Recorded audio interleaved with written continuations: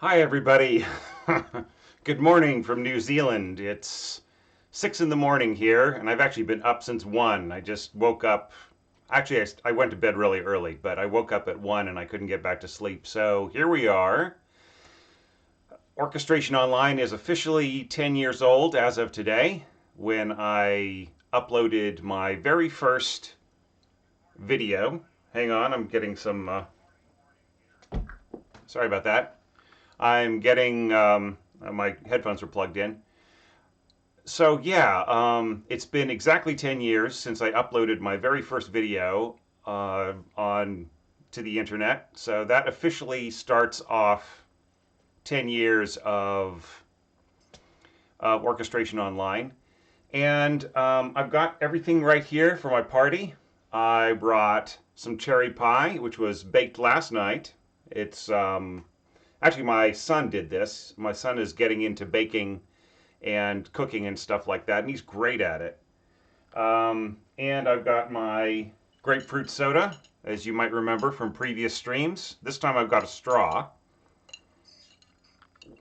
So, here's to you, everybody out there on YouTube, Facebook, Twitter, Patreon, on the Orchestration Online website subscriber list, and any other way that you are getting information about the resources and belonging to the internet community that we've got here. Thank you very much.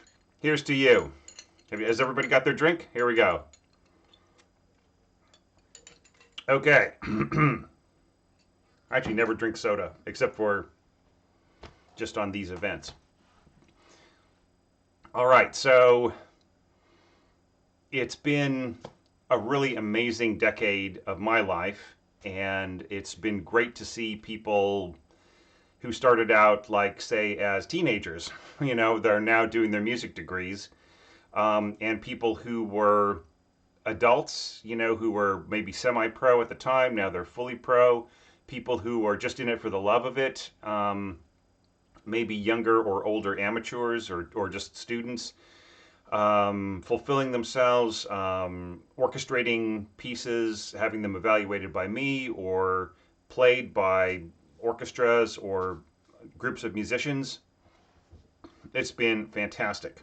Okay, so as a celebration, I am going to share a tip. I was going to share 2 orchestration tips, but I'm using a new streaming software and I'm not really sure how to stream pre-made video recordings. So I'm just going to do 1 tip and just drop in the images as we go along. And also I'm not sure how long my voice is going to last because I woke up this morning with a bit of a sore throat. So we're going to have to watch that. Okay. Just to very quickly review, Orchestration Online started back in 2009, and it was at a time when I was taking a year off because my son had just been born, and I've talked about this in other videos, so I'll just really touch on some of this briefly. And I was kind of just watching him because he was born 8 weeks premature, and I didn't want to miss that time in his life anyway, so I was just, I sort of retired from a couple of years from what I was doing. And I was still doing, the occasional project, but I would really downscaled my activities. Anyhow, I was thinking, what might be fun to do, and this was in the very early years of YouTube, and was back when people were forming little communities inside of YouTube, and Facebook hadn't really formed artistic communities and places for feedback quite that much yet. So I was just watching these great videos and dropping in, giving feedback to different people, and I just decided to start my own channel. So I had a cardboard box. I had this tiny, cruddy little digital camera that had its own video recording kind of utility to it, and I just started recording myself talking off the top of my head. And of course, as you've seen, my videos have gotten more and more scripted, more and more focused on specific works of orchestration and so on, and educational series. and lecture series. So I feel that that's a really good direction, that it can be a really great resource, just the channel itself, aside from all of the other expressions of this community, which I guess now the channel has it's getting close to 40,000 subscribers, which I think is amazing. I'm not sure if that is every subscriber I've ever had or if it is just everybody who's current. But anyhow, thanks to everybody who's watched these videos, who's supported these videos on Patreon, and just supported me with feedback and interaction and everything else. I really do appreciate it. So, along the way, we started having Facebook group and Twitter, and I shared a bunch of orchestration tips right at the beginning of the Facebook group, and those were eventually made into 100 Orchestration Tips book. And then with the great help of Sam Heyman out there in Malta, he created a fantastic website for me, and that has been a huge resource. And a lot of people still don't even know about it. In the Facebook group or here in the comments and questions underneath my videos, I'll get lots of questions that are just answered by different posts that I've got up there, or resources that I share of other websites. All right. And then Patreon came along. We had the massive open online orchestration course, term 1, and right now I'm completing an audiation course, how to hear music that you just look at on a sheet of paper. And I feel like we're in a really good place right here at around 10 years. And just once again, thanks so much everybody for supporting the ongoing health of this community in terms of resources and what I'm able to offer and everything else. I could absolutely not do a tenth of what I'm offering here without you guys. So once again, I really do appreciate it. Okay, so those are the preliminaries. That's where we have come from. That's where we are today. And now let's talk a little bit about the future, okay? Because I know people want to hear about that. So what's coming up? In the rest of this year, I need to stop doing quite as many courses, just for like about a month, 6 weeks, and need to just sit down and do some writing of scripts, of tips, of some book ideas that I'm interested in, and preparing for the next course that I'm going to offer exclusively. Excuse me.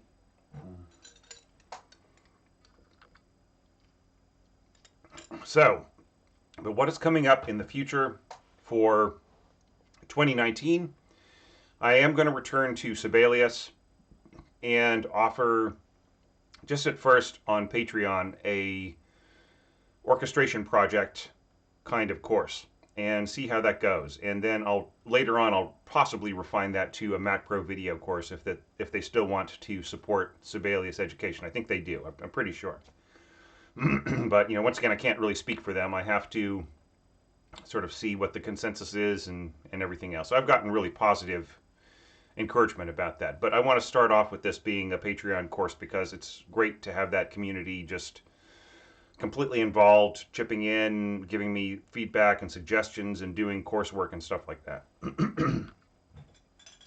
I don't know. See, my throat's giving out.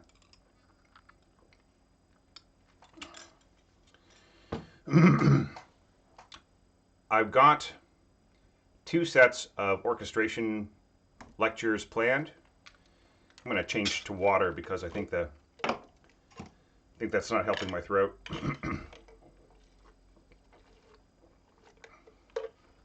Oh, that's better. Whoa.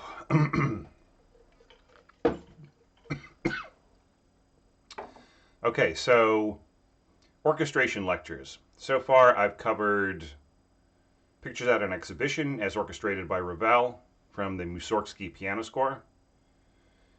I've done The Rite of Spring, which I hope to completely release with a new recording that is not blocked. And not to get into it too much, but the YouTube content ID system will just identify any orchestral work and confuse it with another orchestral work recorded by somebody else, and confuse the two and then make a copyright claim. So it's just really like, it is like whack-a-mole. Really, just, another one will come up the next day and then I'll have to contest that. And they always give in. But I don't want to have a ton of copyright claims on these videos, and have you guys barraged with stupid commercials that you shouldn't watch. In fact, almost every one of my videos has a public domain score to it, and some of them have been monetized by YouTube, and I just if I've left it alone and if I haven't corrected it, I don't remember what source I used, and it's just a lot of work to go back and correct it. Okay, so back to our list. Pictures at an exhibition, Rite of Spring, The Planets, and I've got a really great one planned for next month. It's a shorter work of several movements, and it is a key piece of orchestration that is not heard that often, not listened to or paid attention that often by orchestration students today, or by like DIY students who are just coming into it. But it's a really great work, and many of the great orchestrators at the beginning of the 20th century were influenced by it. So we're going to study that and continue on. So if anybody's got any suggestions of public domain works, okay, it's got to, I can't rely on stuff that I have to go through huge rigmaroles to get permission for. Just nobody ever answers, and then the whole the entire series is at risk of being taken down, right, if I am using copyrighted material. So if you can suggest some really great orchestration that is in the public domain, maybe from the beginning of the 20th century, that has got both a concert music and a film music aspect to it, then I would be welcome. I'd really welcome the suggestions, and I will write them all down. So yeah,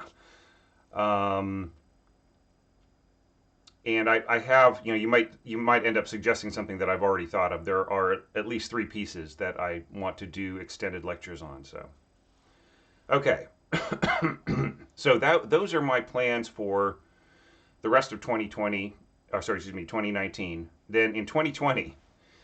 Somebody asked, and yes, I will be back in California sort of in the springtime. I'm thinking March, April, before the weather gets too hot. And around the planned release of 100 More Orchestration Tips, the follow-up book, which is, I have to get back to writing. And the problem with this 100 More Orchestration Tips book and why it's taken longer is because I've just been making the tips longer, right?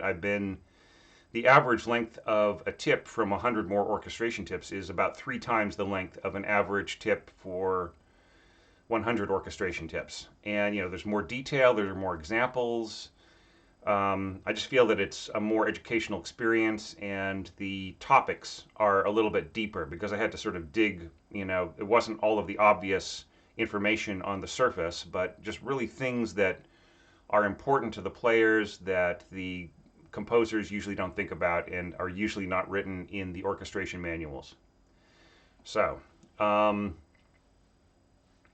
yeah, so some suggestions already. Act 3 of Siegfried by Wagner, Vivaldi's Requiem, and the whole Ring cycle.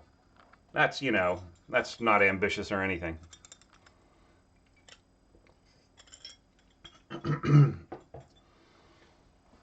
Okay. All right, so other things planned for 2020. I have to finish up my orchestration series on Mac Pro Video. And a big shout out to them. Steve and JF are my 2 contacts there. Steve is my producer. JF is my technician, engineer, editor, just a really great guy, JF Brizette. And we've worked together on many series by now. And he's just is just I can't recommend him enough. Anyhow, if you guys are out there, thanks very much for all the work we've done together. And really looking forward to more of these courses, especially planned for 2020. Orchestration 105, the brass section, and then 106, horns and band instruments, and 107, the heavy brass. So this is kind of a preview announcement right here in advance of the official announcement that I'll have in a few months. But yeah, it's the same exact structure as the woodwind courses. You know, there's one just on the section that talks about what all instruments can do, and a basic introduction to each of the groups.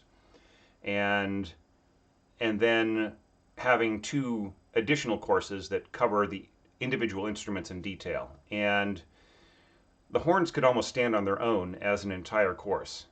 However, I just added the band instruments because I feel that just helps to fill out the information a little bit better. And then, of course, the last series, the heavy brass, would be trumpets, trombones, and tuba. And I'll also cover the relevant auxiliary instruments like I did before. So, for instance, with horns, we will also include Wagner tubas. I'm not going to include like really weird things like the contrabass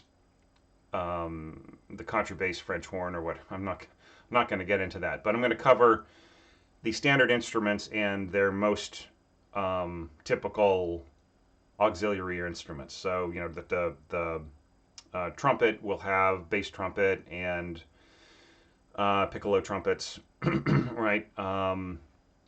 Sopranino trumpets. And if I can find somebody with an F trumpet, then I'll also include that. You know, the sort of the more late romantic trumpet. And then for trombone, I know a specialist who plays all the trombones and has all the trombones. You know, alto, tenor, bass, and chimbasso. But I'm not sure if we've got a contrabass trombone. But anyways, we'll cross that bridge when we get to it. And then, of course, like tubas, euphonium, F, B flat, C, and also we'll record some B flat tuba when we cover the band instruments. Okay, so that is all planned for 2020, and that is going to keep me busy enough. And then in 2021, I plan to return to California yet again. And also, that will be on my way to Paris because I'm planning a residency in Paris sort of early part of the year, hopefully. So, like on my way there, I'll stop off in California and hopefully launch these brass courses and or follow up on them if I've already launched them by Christmas of 2020. So, anyway. So those are my hazy plans for the future and for the community. And of course, you know, there's still going to be, you know, all or most of the interaction that you've seen, you know, evaluations on Patreon of scores. We'll have another yearly orchestration challenge. So speaking of which, orchestration challenge, please, you know, go to Patreon or wherever I posted it. Actually, go to the website, orchestrationonline.com, because I've got it all listed in the events. So please enter it. If you have not considered it yet, if you've got a free Sunday today here in the Western Hemisphere, and you feel like after this party, you feel like going and orchestrating 13 bars of Mussorgsky, it would be great to include your score. So please consider it, okay? I budgeted enough time for 100 scores. And so far I've gotten about half that. And so I'm thinking, you know, maybe I'll get another dozen, maybe 24 scores, but it would be great to at least get as many as we did last year, which was 84, I think. So yeah, so just putting the call out there. I would really like to wrap it up. And if people are stuck, I'm kind of hinting at maybe allowing an extension for anybody who needs a little bit more time. Still playing with that idea. I'll announce it later today if I'm deciding to offer an extension to people. But anyways, but please send me scores. All right, I would really like this ongoing orchestration challenge to be really healthy and to grow and to have, bring in more orchestrators who haven't given it a try yet, and develop the orchestrators who have been working on it and who found improvement in their skills. And I really get a huge charge out of it, right? By this point, 10 years into the Orchestration Online community, I think I've looked at probably 5,000 scores, not challenge scores, but just of evaluating scores that have been posted on Facebook, or just dropping into people's channels and giving them some advice, or the Patreon more formal evaluations, and of course like the MOOC scores and everything else. You add it all up. I cannot see how it would be less than about several thousand scores, and I have loved every minute of it that I've been able to spare. And I'm really looking forward to just spending a solid week or two evaluating your entries to this challenge. So, all right. So now, let's answer some questions, okay? So I'm going to go back up the chat. Okay, David Russell had a question about dissonances that produce beats. So in other words, the overtones kind of fighting each other above the fundamentals. Any extra good combinations or ranges? I think you should just, get out sound sets and mess around, because usually like the better ones will have a fairly accurate representation of what the overtones are like. So, see, the thing about it is, like, you're asking like what would be good beats that would create like beats you could actually use as kind of a metronomic effect. And I mean, every single combination is so different, right? That I think you just need to experiment. I'd say that could become your level, your area of expertise. You could get a master's degree on that paper. Okay, if you don't have one already. Okay, Enrique. Frequent problems with balance, especially lower brass and higher strings. How would you suggest the best way not to drown out the strings? Well, I mean, you just have to ask yourself why you are scoring, right? In that way, right? So if you want like big Hollywood kind of effects, then what you need to do is, if you have like big brass chords, rhythms, fanfares, and so on, and you have strings over that, then my best suggestion is to just double the strings with winds, which is something you see a lot in certain types of science fiction scoring. Like, for instance, the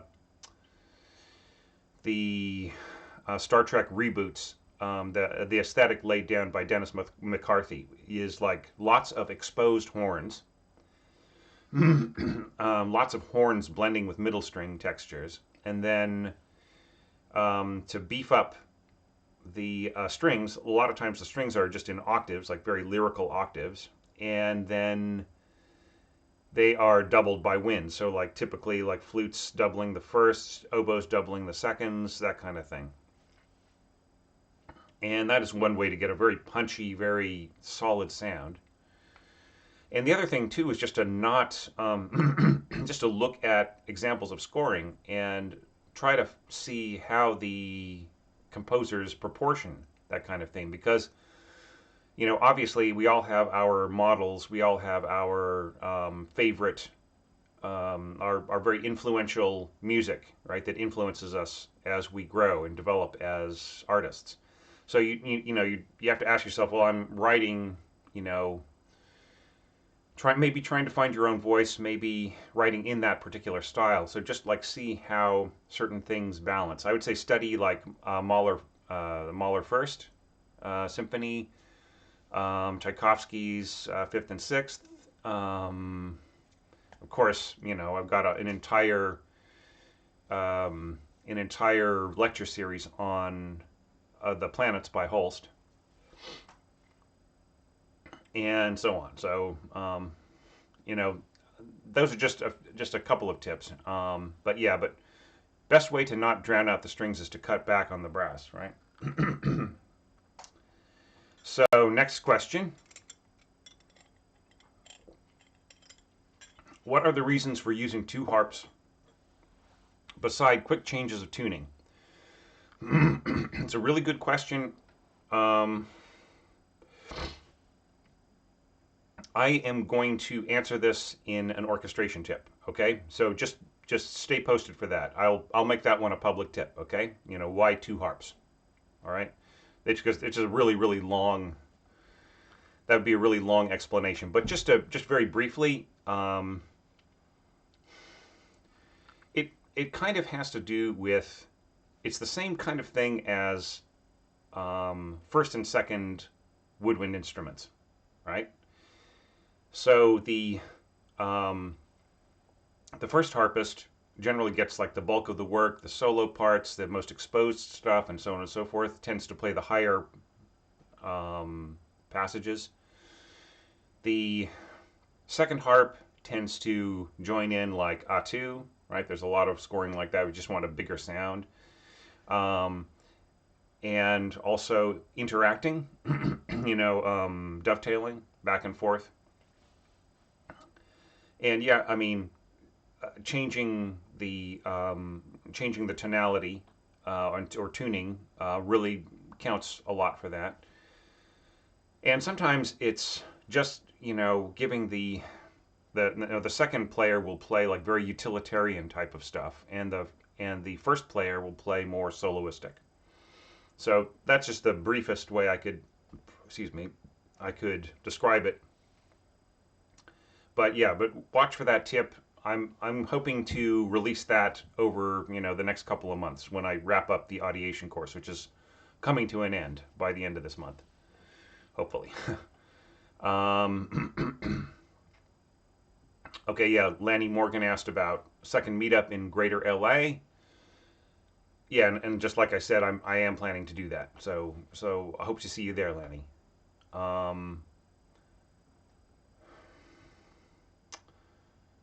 Okay.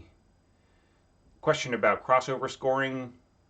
Could I briefly discuss my thoughts on using saxophone in an otherwise strictly orchestral context? Just go to the 102, the 104 orchestration course on Mac Pro Video or Ask Video, and just like watch. You can just watch the saxophone videos as like a free preview, right? And that will answer most or all of your questions on that. But yeah, they are instruments that can be used to substitute for the sounds which they resemble, right? So you can have a soprano saxophone simulating an oboe solo, for instance, or an alto saxophone simulating a English horn solo. You can use them to sort of substitute for those colors and flavors. You can use them to beef up certain instruments. Like you can use them, like let's say you've got like a brass section type of line. You can add a saxophone to it to make it more penetrating, more bright. You can add saxophone as an additional voice to harmonies in winds and brass, right? So there are a bunch of different things that you can do with it, but it's all there on that course. Yeah, you say even in a chamber music context such as string quartet and saxophone. I mean, I think that's a great idea. Just try to find a balance, right? Because saxophone can easily outplay. They can just play a single note and you can't hear the string quartet. So they would have to be a sensitive player, right? That could join in with the strings in a balanced way. Any suggestion for a jazz composer who mostly writes songs or movie themes but really struggles with writing classical pieces which are naturally more free-flowing and do not have such fixed... Okay. I'm not sure whether or not this is a question about form or a question about character. because you're actually in a great place as a songwriter and as a movie theme writer to to come up with really great, say, horn lines or brass lines or whatever. So that is all part of it. It's like my wife says, and she actually contributed to my tips on horn, and that is if you want to know what a great horn line is, can you sing it, right? If you can sing the line that you are thinking, then that's usually a fairly good indication that it will work pretty well for horn. So in terms of the character, maybe you just need to do more score reading. Do you know what I mean? In terms of the form, um, that's just like what you feel your music needs. Do you know what I mean? I mean, if you're writing movie themes, but you kind of need more help with the form of like like an extended scene, then that sort of leads in one direction. If you need more advice in terms of like form for like like a concert music piece, that's completely another um, another issue. So yeah, so writing classical pieces. What I would say is as you're moving forward with your style, incorporate what's good about you. Always take what is the strongest about your writing forwards. That would be the first step, But like more than this, it really kind of gets into like a private lesson. But yeah, um, score read a ton of stuff, and and like I said, like I just said, make build from your unique voice now towards that concert style, right? And I don't think you can go wrong. Sorry, I think that's a lame answer, but maybe if we have a lesson together someday, I can go into more detail. Um, and hi everybody, I'm seeing all these hellos. Hi everybody. Is that a pair with a fretboard attached? Yes. From so all right. So this is kind of a joke. The first time I had a big party like this, like a streaming party, somebody asked like, "Well, where are all the girls?" So I brought my girls. There they are. Okay, so this is an old cruddy acoustic guitar I just bought for fun, and then next to it, this is it's being sold as an Irish bouzouki, but what it really is a mandocello. So I've tuned it to the same tuning as a cello or as a standard mandocello, and then this thing right here is a mandola, like a viola version of a mandolin. And then that is a student mandolin, which somebody gave me for free when I was in California last time. So it was just like it was really cheap, and actually my mom just said, here, here's some money for your birthday. So it was exactly the same thing as the mandolin. So, all right. So those are the girls that I brought to the party, and I play them as much as I can, and yeah, that's just how that's my that's my crossword puzzle. Or that's how I sort of kill time when I'm trying to de-stress. Hi everybody. Hi Emily. Hi Alberto. Yeah. Hi SMEMFY. Hi everybody. Okay. I've seen many times this disposition on strings voicing. First violins for first voice, second violins for second voice, then violas and half cellos for third, and double bass plus half cellos for fourth. Yeah. You know what I think is more effective? Is just like, first,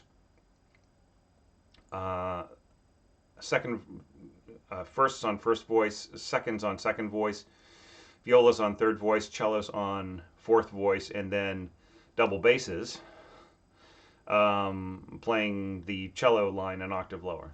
I mean, I think that's just as effective. What are my thoughts on that? Is I think that I mean, it's all in the context, right? If it's really loud music, then it's better not to go divisi, right? And just to have the double bass doubling the cellos. But that depends on whether or not the cello line is written in a powerful way, right? I mean, if it's not really a bass line, but it's just a bunch of like low harmonization, then then you're going to need yet another instrument on bass. So in that case, you got your four voices, and then a different bass line can just be given to the double basses, plus maybe something to bulk them up a little bit, like bassoon or contrabassoon. Um, Aw, thank you. Congratulations, you are awesome. Cheers. You're welcome, Space Jones. Yeah, thank you everybody for the congratulations and for the the very nice thoughts today. I really appreciate it. I mean you're as much a part of this community as me. I'm the ringmaster. No, I'm just I just feel like I'm moderating and supplying stuff, and you guys are going crazy with it and coming up with your own solutions and sharing your own resources, and I think that's fantastic. So, all right, so. I was reading. All right, so the question is about general dynamics for all instruments, specific dynamics um, on individual instruments. Okay. Yeah, so I once said not to overdo dynamics, so this is the other side of the spectrum. Okay, all right, so this is one of those things that doesn't translate to like notation application type scoring, right? And that is to have individual dynamics on each part, and then like a prevailing dynamic, like a really big hairpin that covers like an entire system. Okay, well, maybe Dorico can handle this. And you can probably get away with just saying crescendo like in the system text, right? And maybe some dashes after it. Um, well, that kind of scoring is actually fairly common in 20th century scores. It's not just say members of Les Six. It's also I've seen that in film scoring. I've seen that in like Americana. I think there are some scores by mid 1950s or sort of like mid 20th century composers doing that kind of thing. Yeah. So, I mean, it's not too much. It's not overdoing the dynamics, so long as it's all justified. Do you know what I mean? It's just a good. It's almost like conductor directions. Do you know what I'm saying? To put it in the system text, but you have to put it in each part, right? Which is why Sibelius needs to figure out a way of putting a crescendo mark in system text, right? Okay, but I mean it's allowable, but just you want to walk that fine line, right? You want to have the right amount of nuance that inspires the musician to actually play out and do their best. But you don't want to like kill them with too many directions, right? Okay. All right, Laura says happy 10th. Come a long way. You are so right. Hi from Hungary. Hi, Peter. Oofle spoofle. It's all the current subscribers. That would be awesome. All 39,000. I'll never get through all this list of questions. Okay. Emily says, I'm actually awake. Fell asleep a few hours today. That balloon adventure last night. Oh boy. Yeah, Emily was stranded at a balloon, like a place where all these balloons were taking off. I think I suggested that she should try to catch one to get home. So anyways, but those guys don't know how it works, so they just float away. Did somebody have a question about copyright? Because Emily seems to be responding to it. Copyright can be tricky when trying to deal with YouTube. Oh yeah, you're responding to what I said. Yep. Okay. Are you planning on making a MOOC Term 2? Yes, I am. And I'm going to try to squeeze it in next year. In fact, I want to take like 6 weeks, reboot MOOC Term 1, and then take it in, like fold it over into MOOC Term 2, right? So that just like just everybody who takes term 1 takes term 2 rolls over into it, and there's some support on Patreon, and there this time, but I'm not going to do it unless I get a string orchestra and a string quartet to commit to do all the recordings, because that just really killed me last time. Then that I mean, it's sort of, it's my fault and it's the students' responsibility to a certain extent, but it still is my responsibility for not thinking ahead enough. And that was that I had somebody book all the talent for the course, but the problem was that, like, by the time we got to the deadlines to turn in the scores that would be read by the live musicians, they I was only getting like 70 to 50%, and then it was falling down to 20%, and so I had to give up all of those bookings, and that just killed me because I never was able to get that perfect lineup of all those musicians again, just through the resources that I had. So if I can line up the musicians to demonstrate some of the works, and I have a plan about how to, anyways, so that would be MOOC term 1, string instrument scoring, MOOC term 2, string orchestra scoring, right? And then MOOC term 3A and 3B is wind instrument scoring, and then MOOC term 4 is small orchestra scoring. And at that point, the budget goes out the window because I cannot afford, I can't afford to set up recording sessions like that. But anyways, yeah, it is planned for down the road. Okay. Debussy's Faun? What about Debussy's La Mer?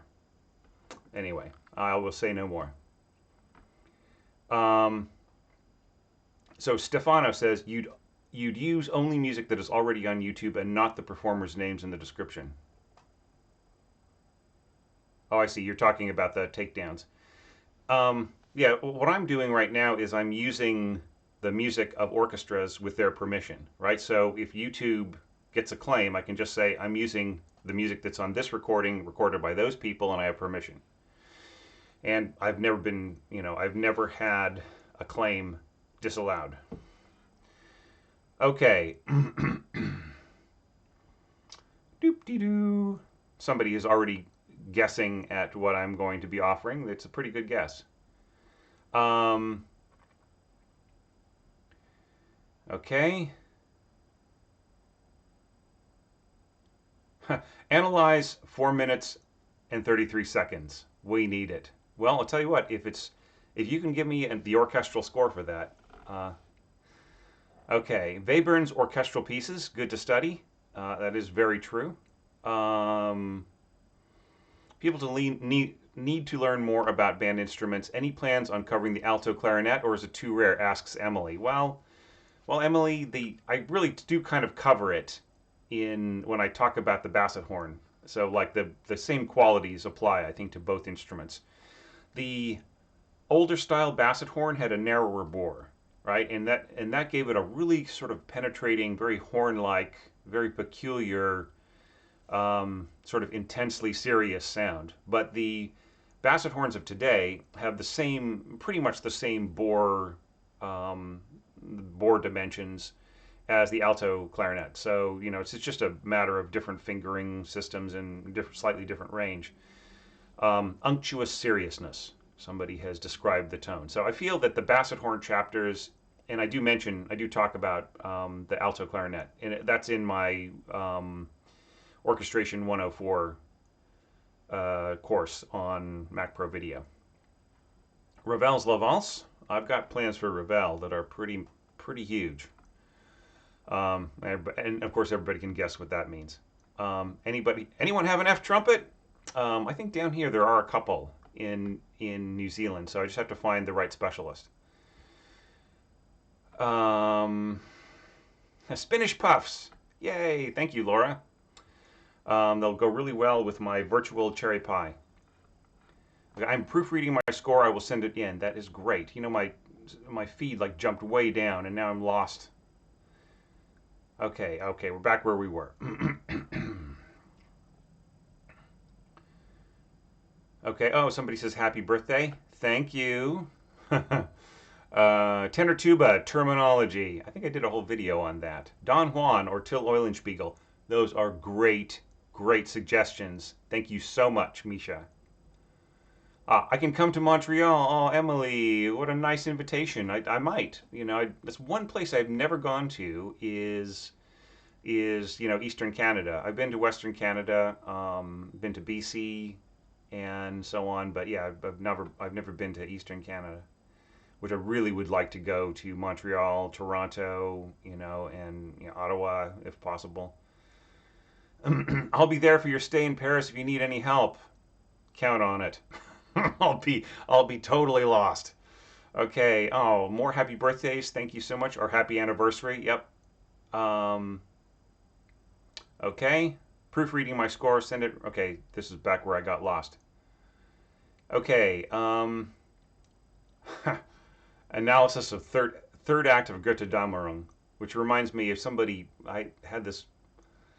There was this Wagner fan who kept pronouncing it Gute Dämmerung, and I kept a straight face.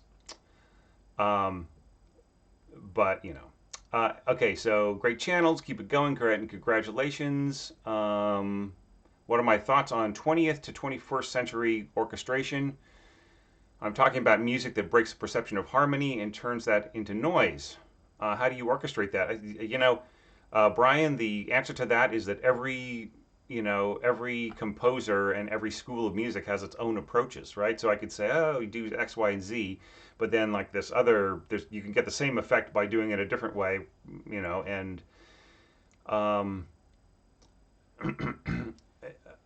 to a certain extent. I mean, I hate to say this, but a lot of my information is very general, and I've done experiments with instruments and taken them in different directions, and used different styles of notation that are outside the norm. But I always just keep coming back to.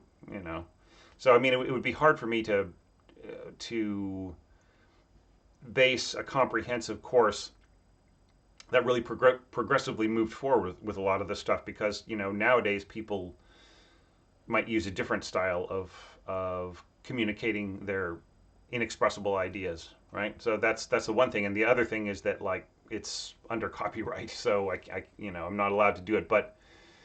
Um, but the orchestration of it is just sometimes it can just be like the concept. The piece can be a concept, and then it's just realized in different ways, orchestrally, chamber music, helicopters, however it works. um, will you keep this live on your channel after it is ended? Oh, you guys want to keep chatting while I'm gone? I could just put up the screen and and just let it run if you want to, Jose. Just let me know. Oh, thank you. All right, Sophia. Thank you, Sophia. Okay, is there a table that contains the relative strength of harmonics of each instrument? When a clarinet plays a note, perhaps the odd-numbered harmonics are the strongest. French horn plays the same note, 5th and 10th.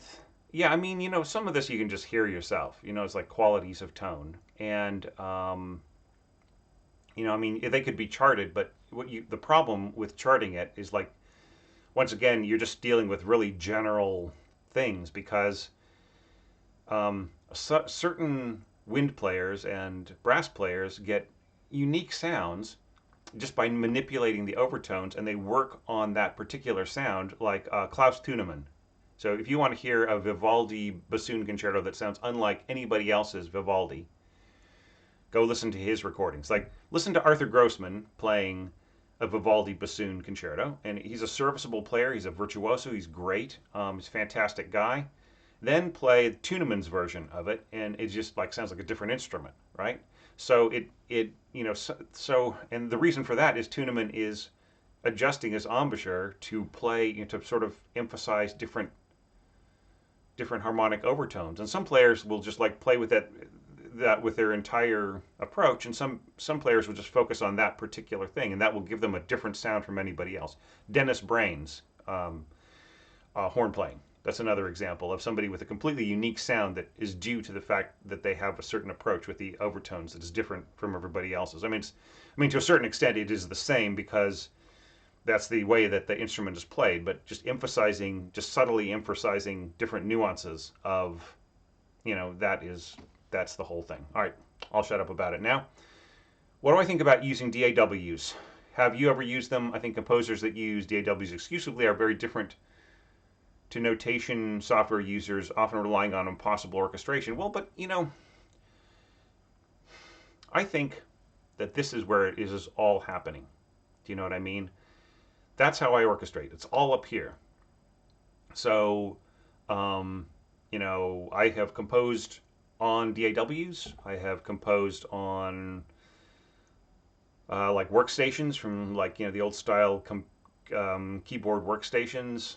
I've composed like pen and paper, and you know, I've composed directly to paper after completely working everything out in my head, and then sent it right to the musicians. So, um, so long as the musician has the knowledge of what it's, or the composer orchestrator has the knowledge of what it should sound like and why, then it doesn't matter what they use. Now, granted that some orchestrators, like the only, you know, some composers, I should say, orchestrate things using DAWs, and I'll get sent, you know, and I've been really lucky that almost everything that I've been sent as a pro orchestrator from a DAW score is something that is orchestratable. And I think once or twice I got some things that were a little bit out there, including one who's from a recognized composer who studied from another great 20th century composer, right? And he was sending me stuff that would really have to be changed in order for it to balance orchestrally.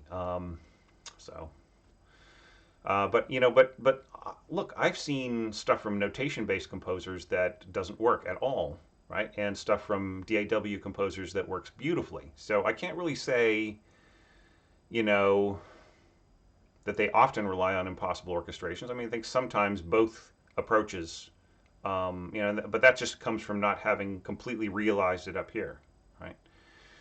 Okay, when writing complex polyrhythms, is it better to write a tuplet or write out subdivided? I'm not going to get into that. Okay, that is a that is a really involved question and has been argued over endlessly in different music groups. So I think it just depends on, like, I would actually tend to think tuplets, so long as it is something that looks natural in the part and that the player will think of naturally, right? Because they'll just start and think, you know, 1, 2, 3, 4, 5, bum. You know, if it's a quintuplet. Anyway, uh,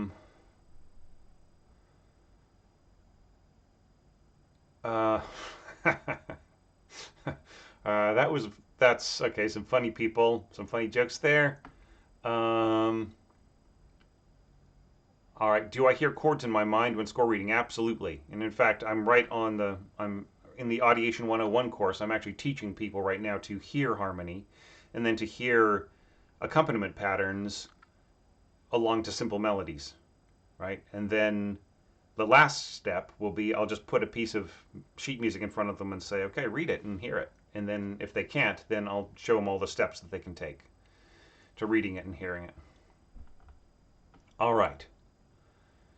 Having an issue with double bass harmonics, I'm trying to write the harmonic 2 octaves above the G string, not entirely sure how to notate it. Congratulations on 10 years. Okay, basically what you need to do is find a chart of possible harmonics, okay? And if it is a possible note, then what you need to do is notate the pitch you intend to hear, put a little circle over it. That's all the bass player needs, okay?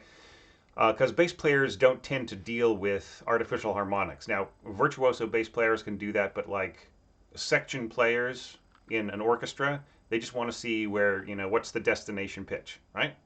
So the bass player will just work it out. And there are just amazing, you know, there are tons of different little harmonic tones that you can get on the bass. You know, it's just the most fantastic instrument for playing harmonics.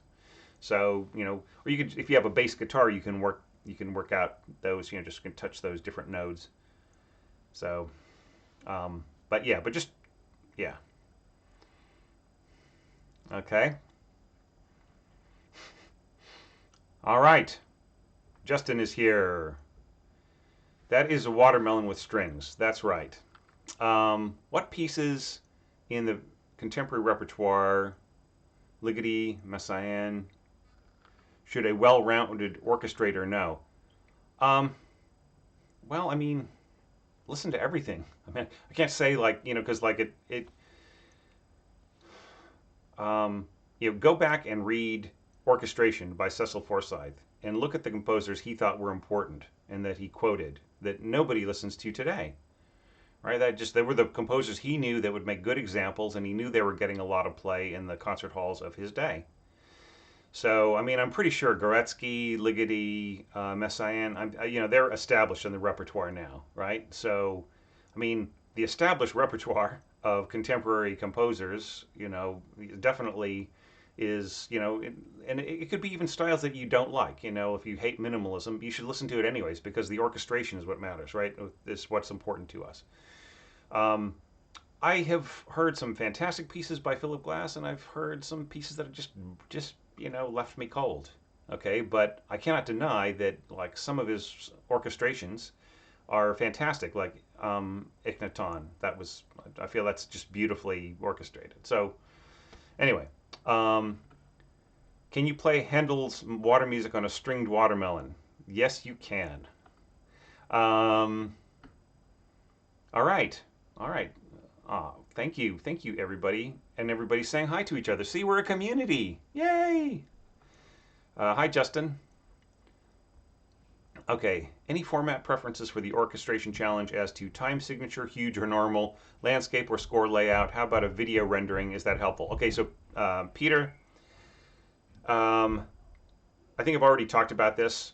I like landscape because I can show everything on the screen, right? So what matters is that the staff size isn't small, right? As far as time signature, huge or normal, just normal is fine. Video rendering, I will do that. Okay, I'll take care of that on my equipment. Just send me like the score. Like if all you have is a PDF, that's fine. Just send me the PDF. If you have a Sibelius file, that's fine. That's actually the best because I can just make that into I can just play that on the screen. I can do all kinds of things with it, and I can change it around if I feel that your formatting is a little off for what I'm doing. So yeah. Okay. As a student starting a course on orchestration, all right, Caleb, and having written a few short pieces, what would you say are the most important first steps in learning and improving my orchestrations? My first, my first, I'd say first step from my perspective is to go watch the Intro to Orchestration series all the way through, right? And that will give you tips to go in many different directions. Interested in the orchestration of Charles Ives? How crucial would you say balance is in his comedy from the Fourth Symphony? Is it dangerous or does it even matter? I think that's part of the unanswered question. I mean, you answer those questions by seeing, trying to figure out what the intent of the composer was, right? If he wanted a car crash in one of his, if he wanted things to be out of balance, then you should just play them out of balance. So yeah, I would have to look at the score again, but I'm pretty sure that like he probably wanted a car crash there. So, kiwis and their stringed watermelons. I'm seeing a theme for this party. Okay. All right. I want a stringed watermelon, but I already have a lot of instruments. Okay. Daphnis and Chloe by Ravel, Mother Goose by Ravel, La Mer, Debussy. All right. Hey, David. Thank you for the congratulations. I struggled to put my question into 200 characters. Just make a couple of. Just add comments. All right. Emily got home by taxi. Damn, and I was really hoping that she was going to get a balloon ride. Okay, Respighi, Pines of Rome. That is a great suggestion. Thank you very much for that. All right, Vigo is saying Thanks for the lessons. All right, so it's great. I mean, that's the you know the biggest compliment you can give me is to tell me that something that I put out there helped you do something, right? That means the most to me of everything I'm putting out there. So thank you. Um, can I do something with Beethoven symphonies? That's actually a good question. I mean, I could do a lesson about his orchestration rather than necessarily studying the orchestration of an entire work. But yeah, it's more interesting to read Cage's writings to see where 4 minutes and 33 seconds came from than the score. Actually, you know what I would love to analyze for you guys is Cage's seasons, because that is the answer to everybody who thinks that he is just nothing but obviously, okay, so a lot of people hate John Cage because all they know about him is 4 minutes and 33 seconds. So that's where their level of information stops. And if that's all I knew about John Cage, then I probably would think that he's just making jokes, and I don't know if he's really a composer. After you hear certain of his works like that, like the seasons, you realize this guy made a huge contribution to film music, right? There are a lot of things from the seasons that were borrowed by other composers. Um, so yeah, I mean, I would love to analyze that for you, but I don't think I'm sure whoever answers the mail for John Cage's estate, probably does it every 3 years. So I'm not going to, I'm not going to count on getting permission. I have to orchestrate in the future for a community orchestra that has a very strong brass and percussion section, but thin treble, strings, and woodwind section. In 5 words or less, will I live? I can't. I don't know how to answer things in 5 words or less. Obviously. Yes, you will, but just maybe double up the strings and winds. Have the winds support the strings. In Sibelius 8, is there a way to take a line from the score, 2 flutes with voice 1 and 2, and then create separate parts for each flute? I mean, I think that this is something they need to do with dynamic parts, is just have a utility that recognizes first and second voice, whether it is written as certain first and second voice or as intervals sharing a voice, and just splits them apart automatically. Yeah, I mean, I have some friends who are way deeper into Sibelius than me who might be able to answer this better than me. I think Vili, should he probably would. I mean, he's shown me the internal workings of his scores before, and they're amazing. Yeah, Mike. Okay, you're welcome, Brian. Shostakovich orchestral works should be studied, but most of them are copyrighted. Yeah, I am planning to finish my study of Bartók's Concerto for Orchestra. So, but way in the future. Thoughts on Chopin's piano concertos? I think that it really doesn't matter. Do you know what I mean? You're there to see the soloist. So, the orchestration works in that regard. Okay.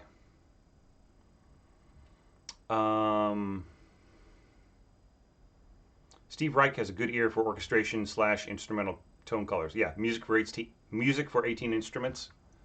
That's his masterpiece, I feel. Okay. Bartók Part 1, bassoons resonated very strongly on their 5th and their 8th, so which are the strongest partials in other instruments, or how can I find them? Just watch that. I mean, in that video, it talks about the strongest partials. Ravel's orchestration of pictures, never knew what was happening until I started watching your analysis series. Okay, great, Jonathan. I'm really happy that I opened your eyes about certain things. Yeah, it's kind of funny. I always desperately wanted the score to Holst's Planets. And like I listened to that work, hundreds of times or dozens of times. And finally I got the score many years later, and I was looking at it. I was just like, yeah, okay, of course that's what's going on here. I know that. Okay. Oh, right. David is asking Justin if he knows, yeah, of how to split voices one and two. Right. Can you tell us the worst experience you had as a professional orchestrator? I probably shouldn't get into it because it's a situation where I don't want to offend a client. It would be very hard for me to describe the different things that happened without um, without kind of giving away a confidence.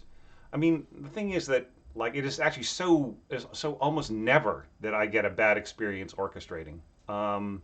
It's just like it's such a process that's so filled with joy for me. I mean, about the only bad experiences orchestrating is just when there's just too much all at once, and the but I almost never get an ungrateful client. You know what I mean? So, I mean, I've just focused on the joy, so I can't remember. Probably there were some, but yeah. Okay. Okay. Is there a way to send you orchestral works of ours for some orchestral tips or suggestions? Vigo, probably the best way to like make sure that I actually look at it is to be a Patreon supporter and then have me evaluate it because like um, it just has gotten insanely busy for me. So that's the only way I can really guarantee that I'll look at something. I mean, I try to, but it's just really gotten hard for me to. It's gotten hard for me to really keep up with everything. And I mean, I'm so grateful that there are people in the Orchestration Online community who have been answering some of those questions in the group. And my feeling about it is this: that if you get advice on your score, then you should give somebody else in the group encouragement or advice, right? If there's a question you can answer, or if there, I mean, but especially about scores, you know what I mean? Like if somebody says, what do you think of this? I mean, even just giving them encouragement and saying, I listened to this and I really enjoyed it. That will help me a lot too. That would be a good favor. That'd be a good thing to help me because I don't always have the time, and like a lot of times when I finally do get around after doing all this other stuff, I'm doing either for the community, like, making courses or tips or whatever, or whether I'm doing my other job as an orchestrator. I'll get to Facebook and all I want to do is just relax and hang out with everybody, like make funny comments and see how people are doing and everything else. So, yeah, so sorry. I mean, that's, it's, I really do, and I really do enjoy looking at scores, which is more the pity. But as I said, I've looked at like about 5,000 scores, and one of the things that I really worry about with me is that I'm just going to start repeating myself all the time, right? So that really hasn't quite happened yet, but anyway. All right, Laura seconds the Respighi.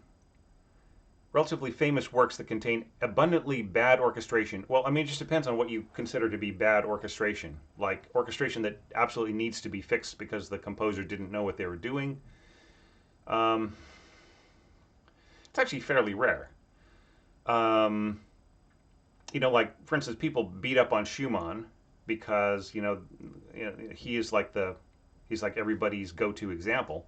But like if you actually look at what the instruments of the time were like, and how that was changing, it turns out that his orchestration is not all that bad. And then, if you use period instruments, it just really sounds like a different kind of thing. And then, like Brahms is also sort of prodded a bit, and Beethoven's Ninth Symphony is also sort of pointed out as being a example of bad choral arranging and so on. So you just have to look at the context of the times. In those times they were masterpieces, and what was the intention of the composer? The intention of Brahms is to have people work symphonically together. And in that regard, he's brilliant. I mean, if you look at my orchestration series, I selected two symphonies of Brahms, the first and the third, which I feel are the best orchestrated of the entire set. And there are gorgeous lines in, and great ideas, great combinations of ideas, great contrasts of colors. But it's really more about the function with Brahms, right? It is just about expressing that, whatever he wants to say, and having people communicate with each other. It's more about that than it is about creating an overall color. So, I want to show some orchestral pieces I made to the world, but most composition groups seem just to be places where composers dump their renders and nobody ever reacts to them. Just seems one way. Well, look, the thing is, you just got to start a conversation about it, Jasper. Do you know what I'm saying? It's like, that is why Orchestration Online, the Facebook group, is so great when people post like 3 pages and they say, I've got a question about XYZ. Along the way, people will comment about the quality of the score or have suggestions or feedback that doesn't have to do with the first question. But, if you dump a whole symphony onto Orchestration Online and say, hey, everybody, here's my first great work for orchestra, tell me that you love it, right? That'll just drop through the feed without any likes or comments, right? So, it's more, the group, the Orchestration Online group is really more about, like, talking about how to improve things, right? So when somebody just posts the work that they've done and they're proud of it, it's great. And it's also great when people react to it and they really love it. But I mean, that's not really the purpose of the group, right? But in groups where there are people who are just dumping their works, as you say, and not really, then I would say, look, you are a member of that group. Fix the situation by going and commenting on everything, right? And then putting your work out and say, what do you think X, Y, all these people I commented on your scores, right? So you just really have to, you have to build that community by, by really interacting, setting the example of what you expect from the group, and then, I don't know about demanding, but just like encouraging other people to live up to it, right? Hello, everybody from the greater Seattle area. That's great. Hello from New Zealand, then. Aha.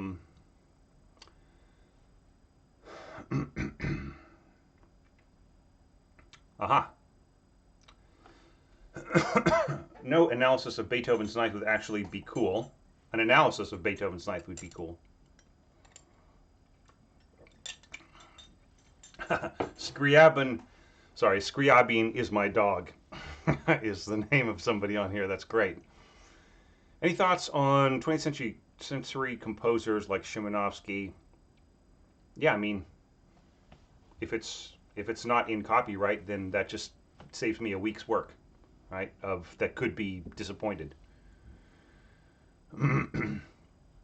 Rhapsody on a Theme of Paganini. Yeah, I mean, I don't think that there's anything about that orchestration that nobody would get. Do you know what I mean? I mean, there are a few of the movements are really unique, are just really, are striking in their effectiveness, right? But like the entire thing all the way through, there's a lot of fairly standard orchestration for Rachmaninoff. I mean, I would be more interested in like the Second Symphony, right? But I've already analyzed Rachmaninoff's style, like his greatest piece of orchestration, which I feel is the Isle of the Dead. And I feel that answers a lot of questions about his style, his early style, anyway. One thing that would be cool would be to take a piano piece and orchestrate it, says Max Faust. Max, that is the upcoming preview course on Patreon, hopefully launching in October. So, you're welcome, people, saying thank you. Oh, Max just discovered the channel today. All right, so, yeah. All right, not an aspiring composer, just into music. That's great. All right, Jose said the first time his piece was performed by real orchestra this year. That's great. Some good jokes here.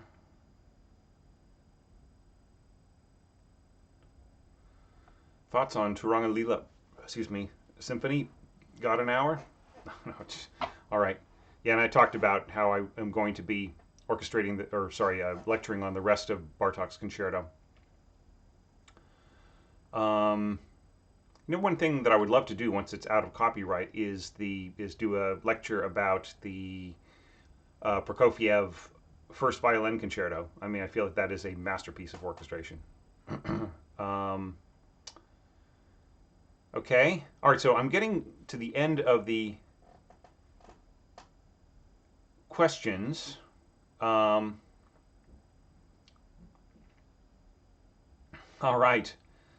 My timpani course, probably my timpani videos, inspired me to write a concerto with timpani in the spotlights. Awesome. Okay, so let me share a tip with you. Okay, and I'm going to see if this works. And that is, let me get my text going here. Okay.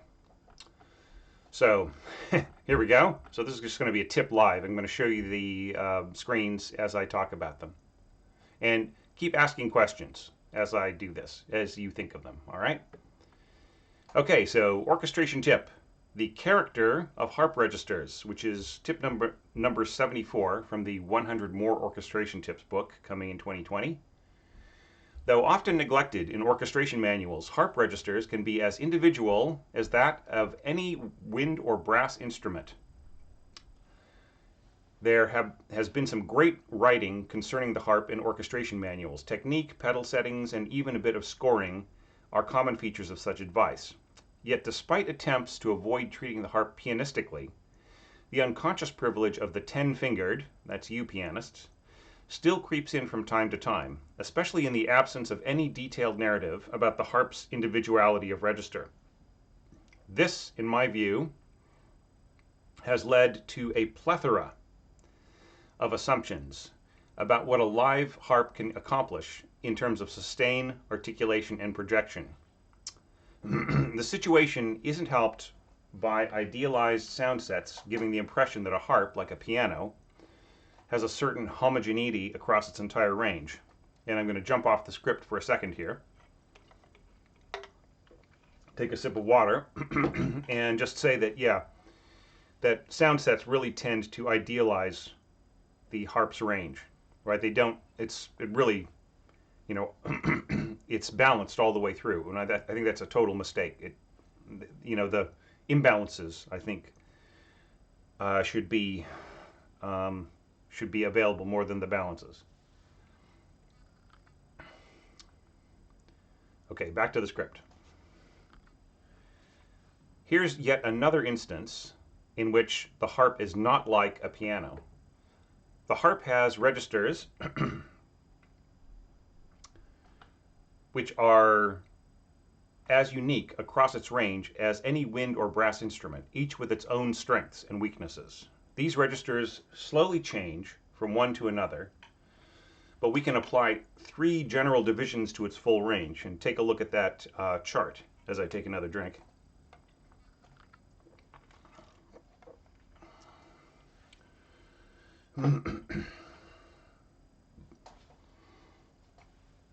Let's discuss each register in turn in light of a great ignored truth about the harp. The longer the string, the greater the span of vibration.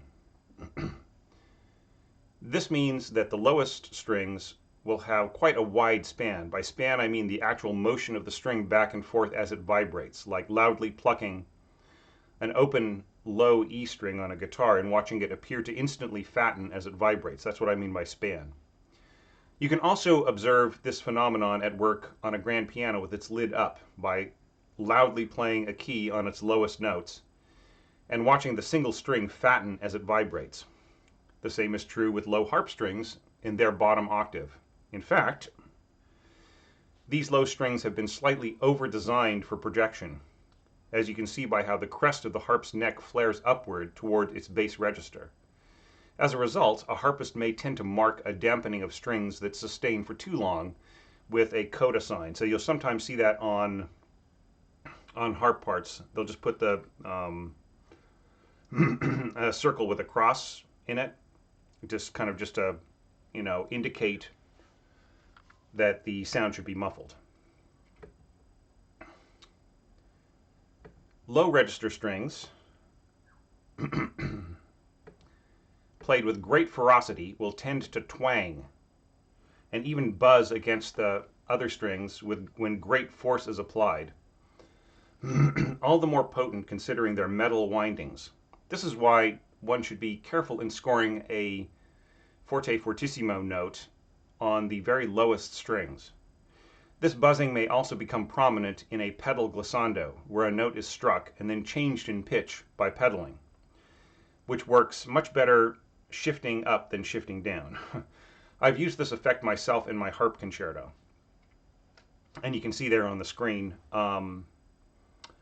the first example there on the left, just plucking as hard as you can, notes that are neighbors, especially, you'll probably get buzzing. Then on the right, here I was doing it intentionally, right? So I was, first a chord in the right hand, and then the left hand was just playing these fat octaves, fortissimo, and just letting them buzz as they tightened.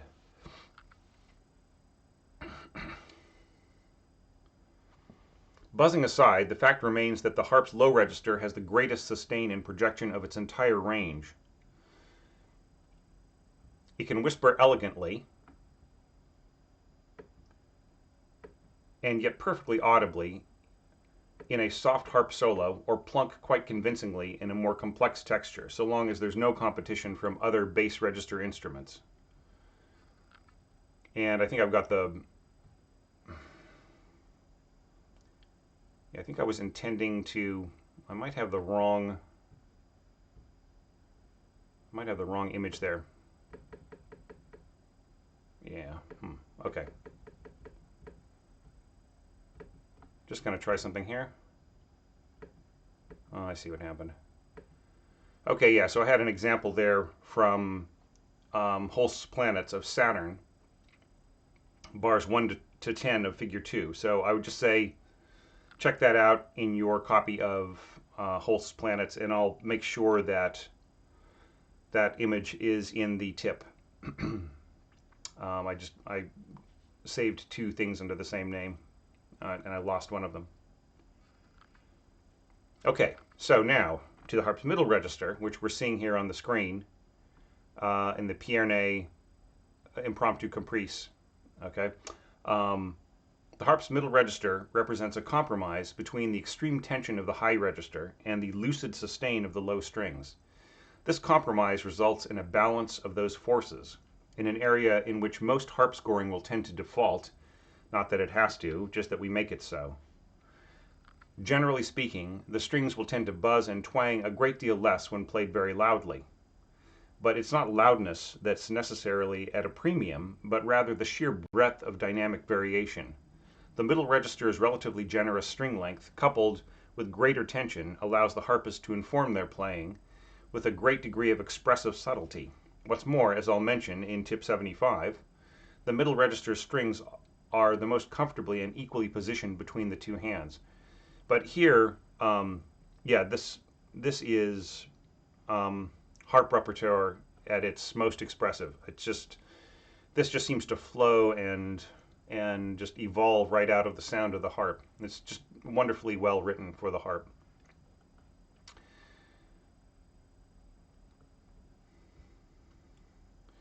Okay, but then the next question is, what is the best register for harmonics, right? And that is the defining factor of that middle register's identity, right? And its general capacity to play harmonics. Below the bass staff, harmonics tend to greater and greater reluctance and more absorption into the overriding vibration of the strings. Above the treble staff, the higher tension and shorter string length weakens the harmonics to negligible effect. But the Goldilocks zone of the grand staff is just right for playing harmonics, especially the range between D3 and A4, which results in the clearest, most luminous tones. And yeah, you can see that there's the top staff is a chart just kind of showing how the tones get more reluctant to the left and they get plinkier to the right. but just that optimum sweet spot right in there between D and A. Those are the most beautiful pitches. Now, from that low G in the bass staff all the way up to the high A, that is kind of the maximum range. So you can score harmonics on any of those pitches, and this is the way that harpists usually like to see it scored, right? On the note that's intended to be played, right? So those are the range of notes that the harpist's fingers are actually playing, and then it will sound an octave higher. So that's kind of the preferred mode. And then the staff below is the famous solo from Reminisce. And yeah, it just has, it's right in that sweet spot.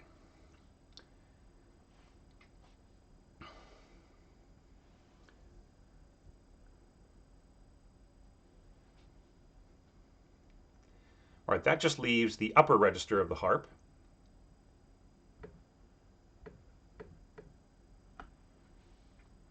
Which, as the strings rise in pitch, becomes ever more plinky and shorter in sustain. Like the middle register, the high strings will benefit from the complementary resonance of the lower strings, just like a piano played with its damper pedal down, but only to a point. Extremely long ties are unrealistic unless as part of a larger chord. However, the harp's strength at filigree above the rest of the orchestra is not to be underestimated, so long as the scoring beneath it isn't overwhelming. So yeah, this might seem a little confusing, but in the upper grand staff, you can see that it starts with very high harmonic thirds that are just for one bar at 120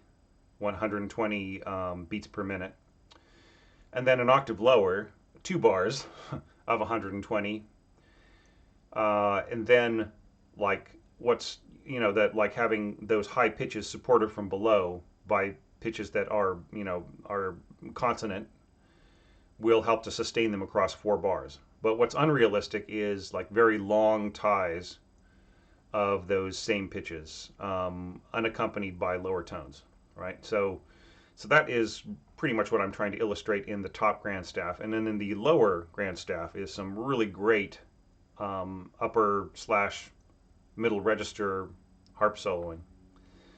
So yeah, all that stuff will stick out beautifully. And by filigree, I just mean, usually repeated patterns or, little kind of plinky bits above the general texture, so long as that texture isn't too strong. So anyway, that was my tip that I wanted to share, and I had actually wanted to record 2 tips and run them as videos to give myself a little bit of time to relax my voice. But I'll tell you what, we're right around 7:30 now, so over here in New Zealand. So I will hang out for another 10 minutes or so, and then I'll leave the stream on for another 10 minutes, just to a screen that you guys can share any last thoughts in the comments. All right.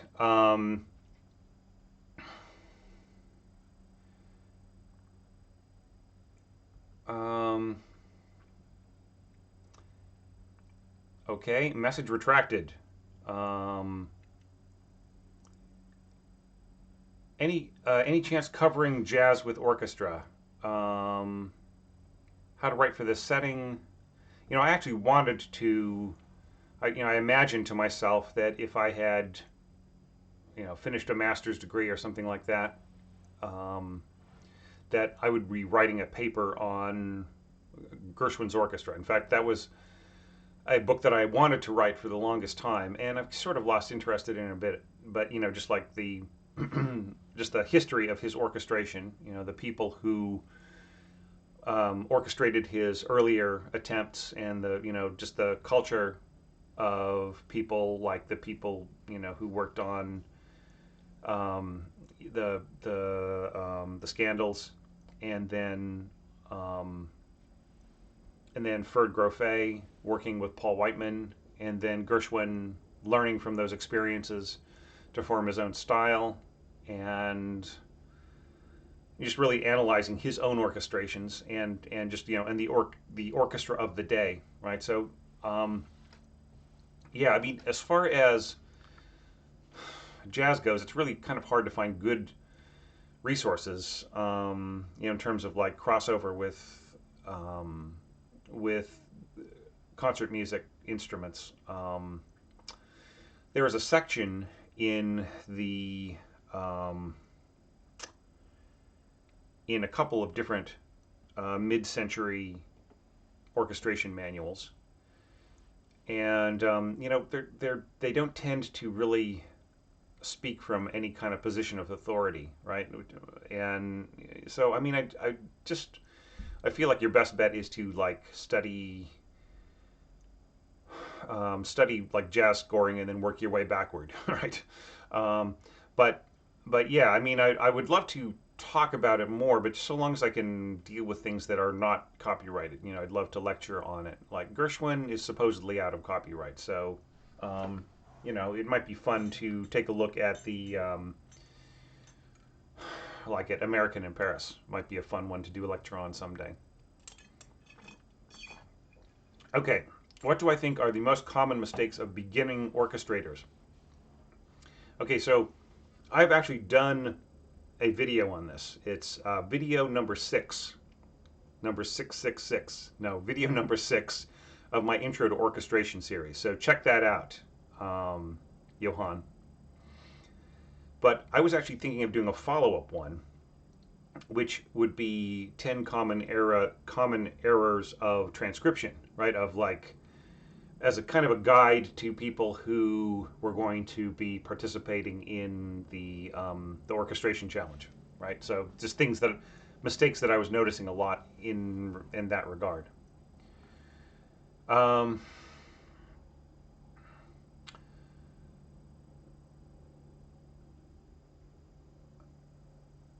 Okay, this kind of narration is what I like about the orchestration analysis. I'm glad because it's just my natural style of talking and explaining things. So I actually cut out a lot of stuff that I'll go off on a tangent and I'll cut that out, and I'll have a lot of ums and ers as I talk, and I'll cut out a few of them so it doesn't get too boring. But yeah, what are my thoughts on Brian Eno's oblique strategies? I have an entire Brian Eno lecture, not a lecture, series on Radio New Zealand. Go to Radio New Zealand website and enter the search engine. I think try to go to the concert section of the website. I don't know if it makes a difference, but just go Thomas Goss, Brian Eno, and you will see, I think that most of the series is still up. If I'm wrong about that, my apologies. But I've already talked about Brian Eno I've actually dedicated months to him and had set up an interview with him and the producer, or sorry, the producer set up the interview with our really great virtuoso interviewer here in New Zealand, Ava Radich. So can I explain the registers of a clarinet? Yes, and I have, and so all you have got to do is go to Mac Pro Video, Orchestration 104, and you can just take a free preview and just check out my chapters on the clarinet. It'll explain everything. Okay, subscribed many years ago. I think I recognize you, Buckthorn Studios. So nice to see your anniversary broadcast today. Wow, congrats, and thank you for being part of it. I really do appreciate it. Oh yeah, I've got that book, R. Morris and H. Ferguson's Preparatory Exercises in Score Reading. Do I recommend it? Yes, that's a cool book. Yeah, it's a neat book. All right, Low Finney says, late to the party. Congrats. Helpful channel. Puccini and Mahler, das Lied. For being asked to write for orchestra, soprano, choir, found these very helpful to understand ballads. Good point. Appalachian Spring. Okay, well, once it's out of copyright. Aaron Copeland lived to a very ripe old age, so it's not going to be anytime soon. Excellent harp tips. Thank you, Laura. Get some hot tea and rest. I think Uh, Ginger, lemon, and honey is on its way. Um, Simple question: why do you never cover Respighi? Well, I just haven't gotten to him yet. I mean, you might actually just as well ask me why have I never analyzed Ravel, like in terms of like done lectures on him the same way that I'm doing on, like say the planets and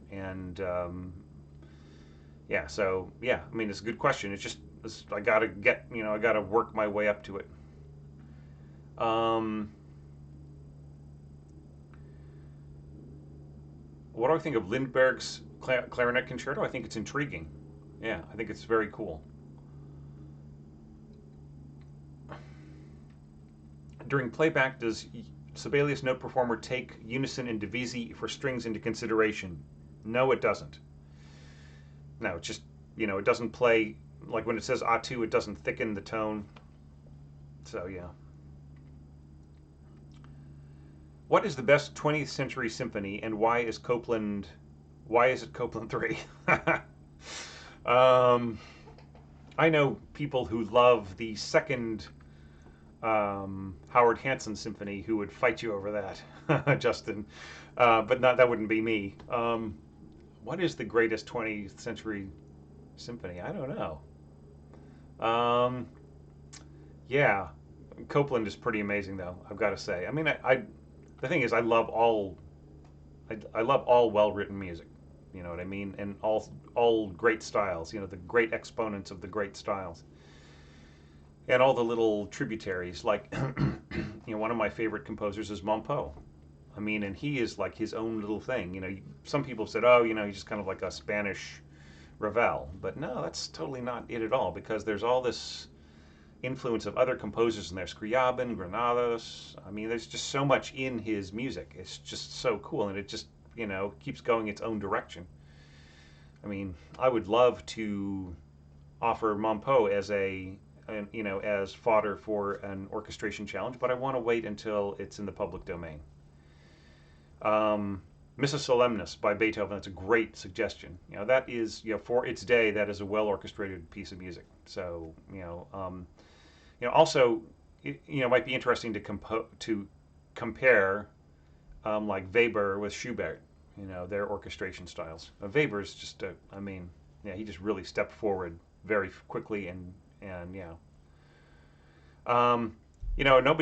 Nobody's mentioned Berlioz yet, and it would be great to do a lecture on the Symphonie Fantastique. I mean that's like supposedly the first great work of orchestration, and all it took was somebody being obsessive over an actress. See how we end up with strides forward in art. So I think I had better give my voice a rest now. As I mentioned before, I'm just going to leave the feed running for about 10 minutes with a blank screen, not a blank screen, with a with this screen here. So it just remains for me to thank everybody for showing up today and asking me such cool questions. And any other suggestions for future courses, for future lectures, everything else, just leave it below. And I will read it with interest. And I want to thank you all for being members of this little 10-year-old group, and for being so cool. I mean, it just is like I've been to so many different communities on the internet, and I think that like you guys, along with all the different groups that are affiliated with it, like Music and Engraving Tips, and for Film Composers Only, and all those other groups. I mean, I just think you guys make a fantastic community. You're so positive, and you're making the world better. The very last, video in my series of intro to orchestration videos is titled "Change the World," and you guys are doing it. So thank you very much.